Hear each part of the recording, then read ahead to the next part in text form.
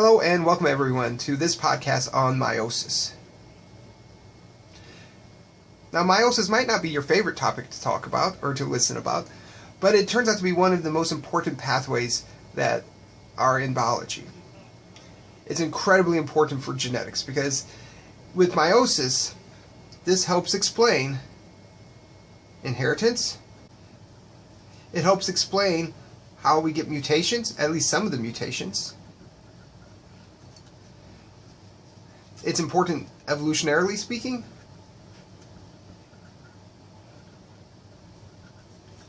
Because mistakes in meiosis is what helps generate new alleles and new genes. Meiosis also helps explain the diversity that we see in any given population of the same species.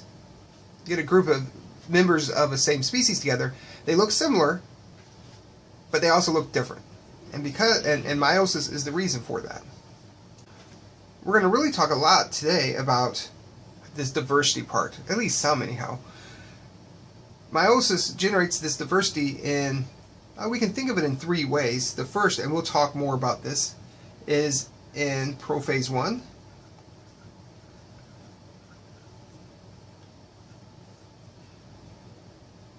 in Anaphase 1, and then finally at the end, we'll call this random fertilization. Meaning that once those gametes are made, it's random which one is picked, and then it's also random which ones unite. So all of this helps generate diversity. Now we're going to talk more about the difference between mitosis and meiosis as we go forward, but let's look at some of the major differences. Mitosis and then meiosis over here. Mitosis, as we just talked about, it has a single division. Meiosis has two divisions. Meiosis 1 and Meiosis 2. Chromosome numbers remain the same. In meiosis, chromosome numbers are reduced by half. And this is incredibly important. We mentioned it on the last slide a little bit. In mitosis, no genetic diversity should be created. Sometimes there is through mutations, but its design is no genetic diversity. And for meiosis explains the diversity in a population.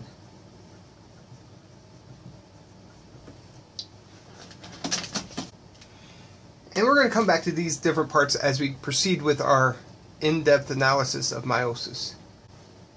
Let's first talk about why we need two divisions in meiosis. We start off with a cell that is 2N. And we could draw a couple of chromosomes in here. These are replicated chromosomes because they've gone through the cell cycle and they're in the M phase. So we have our two homologous chromosome pairs. So this is one pair and this is the other pair. It will go through meiosis 1. We'll just put M1, but that's meiosis 1, to produce two cells. And we separate out the homologous chromosomes at this point here. So in this cell, we're going to have one of our shorter blue chromosomes, and one will go over here, and then one of the longer chromosomes here, like so. This is what's present at the end of meiosis 1. And at this point, what we say is that it is 1N. At this point, we call this 1N. And that's because even though that we have 2 chromatin here, we really only have 1 chromosome of the 2 that started. So we call this 1N. This we call reductional division, because it reduces the chromosome content. Then we go through meiosis II. We're going to call this equational division. And each one of these cells, we're going to end up producing 4 cells. These will also all be 1N, but at this point here we pull apart the sister chromatids, much like that has occurred in mitosis. These 2 get pulled apart, and that's why we have 1 in each. Now the 2 small blue ones will get pulled apart, like so. And so as a result, we call it equational because we go from haploid 1N to haploid 1N. From looking at this, and as we go through meiosis in a little bit more depth, you'll see that mitosis 2 is much more like mitosis. And meiosis 1 is really the unique part of meiosis. Within each of these meiosises, one here, we're going to talk about prophase 1, metaphase 1, anaphase 1, and telophase. In equational division, or meiosis II, we also have prophase, metaphase, anaphase, and telophase, except they're called prophase 2, metaphase 2, anaphase 2, and telophase 2. We're going to spend much more time talking about meiosis 1, but we will give a little respect here to meiosis 2 as well. Okay, so let's go ahead and start this off with prophase 1. And we'll probably spend more time on prophase 1 than any of the other stages. So prophase, and let's draw a cell here and list some of the things that happens during prophase 1.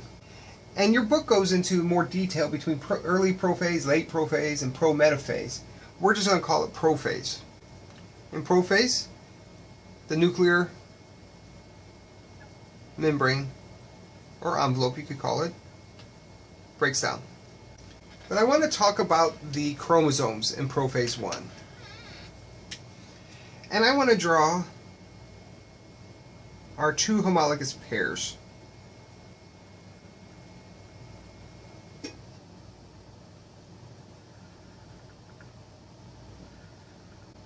And I'm going to draw them in different colors, like so.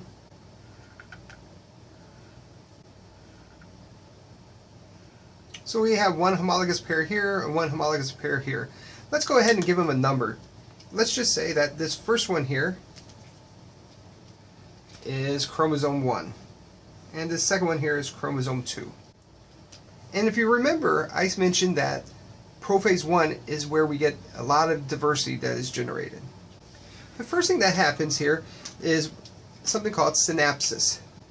During synapsis, the homologous chromosomes recognize each other and they align with each other. And they do that because the genes along this purple one here, chromosome 1, and this blue one here are homologs. They're similar. They match up nicely with each other. And when this happens, something really cool occurs, and that is that we get crossing over. So that's the next thing we need to mention here. Crossing over. And what happens here, let's go ahead and draw another crossing over event here too. And I want to introduce one other term, and this other term is called the chiasma. And the chiasma is just this area here where the crossing over occurs. Now I want to show what is actually happening here. We don't really see this until later on in cell division, but let's go ahead and write what's happening here. I think it'll help out here.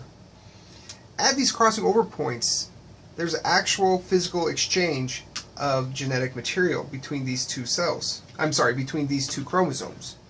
So you'll still have this purple one on this side, and you'll have part of this purple one over here, like so. But then you're going to have part of the blue one here. And on the other homolog,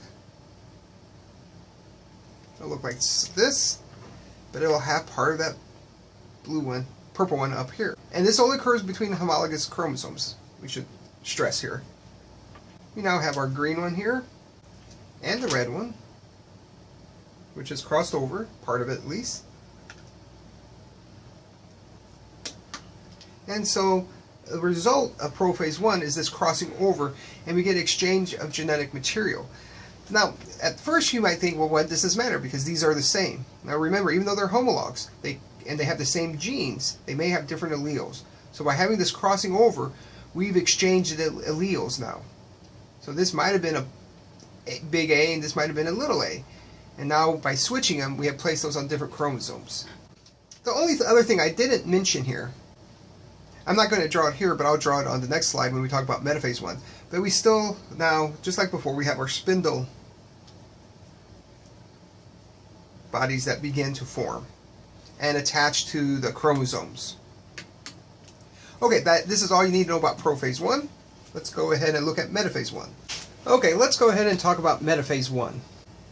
Similar as we saw with mitosis, but there's going to be one really important difference here.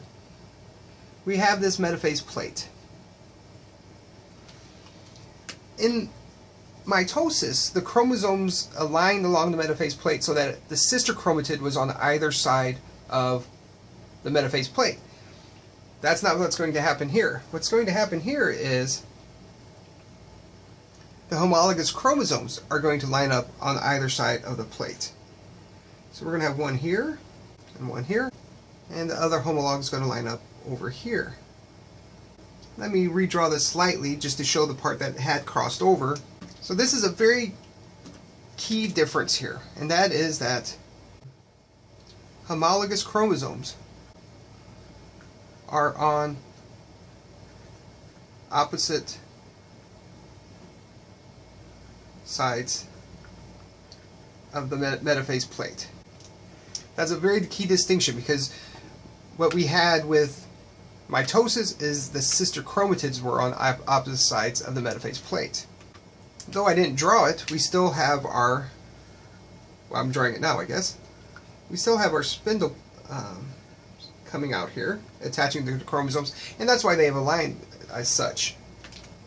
Now during anaphase, what will happen is, as you might have guessed, is that these chromosomes are going to get pulled towards one side of the plate here. And so I'm just going to write anaphase down here, anaphase 1. I'm going to draw my chromosomes now, getting pulled over here. And the second one down here gets pulled over. And again, you can see we've only have one chromosome of each, so we've reduced the haploid down to a haploid number. They get pulled to these opposite ends, and once they reach that end, then we have telophase. Then this will go into telophase. And I'm not going to redraw telophase right now, because all that happens here is that these get pulled over to the opposite ends, completely over. So here they're still attached to the spindle pull bodies and the spindles.